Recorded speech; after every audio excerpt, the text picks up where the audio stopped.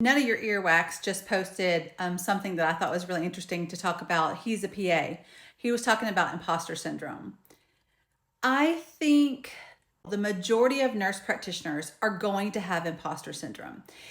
The only people that I find that don't have imposter syndrome are people that have been in management roles before. So if you've never been in management, I think that it's a lot harder for you to go from the nurse role to the provider role and not have that imposter syndrome, especially if you were a nurse for a really long time.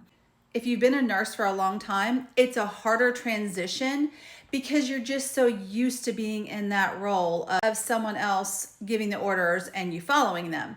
I think for nurse practitioners who have only been a nurse maybe 3 to 4 years, it's not as hard to transition. Being in charge is not your personality.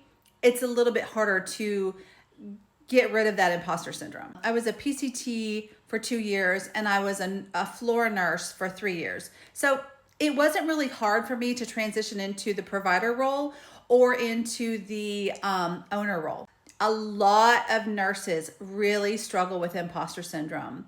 And what you need to remember, especially when you're dealing with patients, they don't know what you know.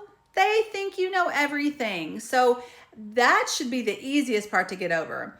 It's a little harder when you come into contact with other NPs or PAs or physicians, especially if you feel like they know more than you or they've been in practice longer than you. I would say about year 2 to 3, you kind of get over that. Like I said, I think you get over it faster with patients, and it takes a little time to feel more comfortable with other providers. But everybody has it. You'll get over it. You'll be amazing.